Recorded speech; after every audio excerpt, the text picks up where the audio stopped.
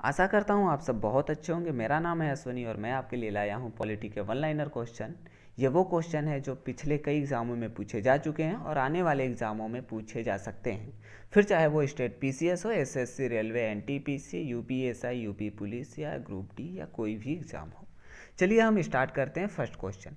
First question हमारा कह रहा है, फर्स्ट क्वेश्चन कह रहा है संविधान का प्रारूप समिति के यानी कि संविधान के प्रारूप समिति के सम्मुख संविधान की प्रस्तावना का प्रस्ताव किसने रखा था? तो किसने रखा था? जवाहरलाल नेहरू ने। संविधान के प्रारूप समिति के सम्मुख संविधान की प्रस्तावना का प्रस्ताव जवाहरलाल नेहरू ने रखा था। नेक्स्ट क्वेश्चन कह रहा है, नेक्स्ट क्वेश्चन है संविधान सभा का गठन किसकी संस्तुति पर किया गया था? तो कैबिनेट मिशन योजना की संस्तुति पर किया गया था। अगला प्रश्न है, राष्ट्रपति किस सूची के विषयों पर अध्यादेश जारी नहीं कर सकता है? तो राज्य सूची के विषयों पर राष्ट्रपति अध्यादेश जारी नहीं कर सकता है। अगला प्रश्न, आपातकाल की घोषणा का अनुमोदन संसद द्वारा कितनी अवधि के अंदर होना अनिवार्य है? तो 1 माह के अंदर होना अनिवार्य है। राज्यों की, अगला प्रश्न कह रहा है राज्यों का वित्तीय आवंटन किसकी संस्तुति पर किया जाता है? तो वित्त आयोग की संस्तुति पर किया जाता है। अगला प्रश्न है, लोकसभा का सचिवालय किसके प्रत्यक्ष पर्यवेक्षण एवं नियंत्रण में कार्य करता है? तो लोकसभा अध्यक्ष के अंतर्गत।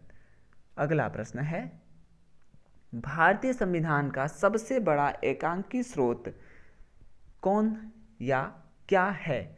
तो ये गवर्नमेंट ऑफ इंडिया, जैसा कि आप सभी को पता होगा कि गवर्नमेंट ऑफ इंडिया 1935 है।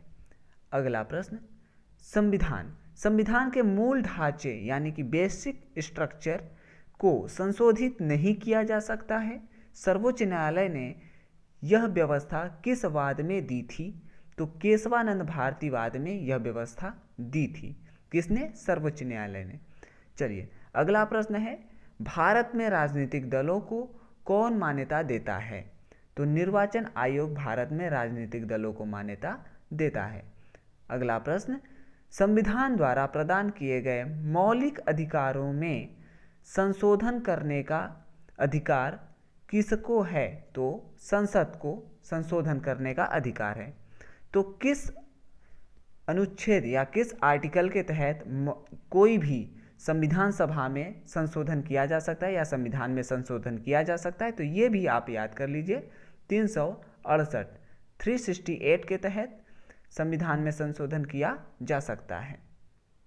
अगला क्वेश्चन नेक्स्ट कह रहा है, राज्य के नीति निर्देशक सिद्धांत का उद्देश्य है, तो क्या है? संविधान को सामाजिक परिवर्तन का उपकरण बनाना। संविधान को सामाजिक परिवर्तन का उपकरण बनाना।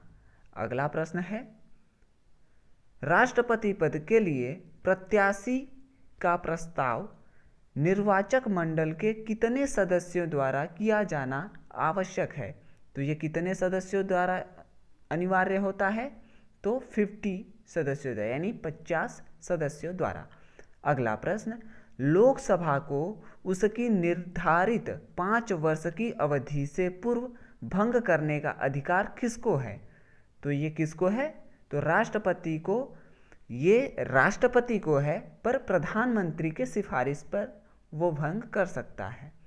चलिए अगला प्रश्न है, संविधान को 26 जनवरी के दिन लागू करने का क्या कारण था?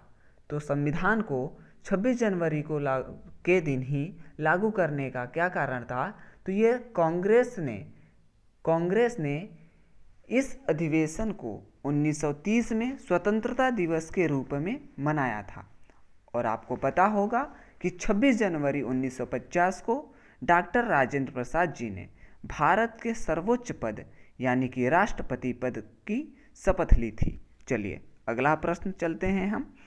नेक्स्ट प्रश्न कह रहा है कि व्यक्तिगत स्वतंत्रता के अधिकार को सुनिश्चित करने के लिए नागरिक किस अधिकारी के पास जा सकता है? तो सर्वोच्च न्यायालय और उच्च न्यायालय कौन सा न्यायालय? सर्वोच्च न्यायालय और उच्च न्यायालय। आपको ये भी पता होगा कि ये किस आर्टिकल यानी किस अनुच्छेद के तहत जा सकता है। तो हाई कोर्ट, हाई कोर्ट में अगर वो जाता है, हाई कोर्ट में अगर जाता है तो 226 के तहत, 226 के तहत हाई कोर्ट में जा सकता है। और अगर हम बात करें सुप्रीम कोर्ट की, तो सुप्रीम कोर्ट में वो जा सकता है 32 के तहत। ठीक है, आप इसको याद रखिएगा।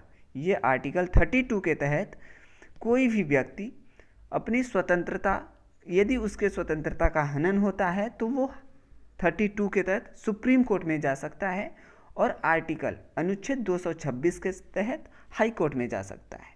चलिए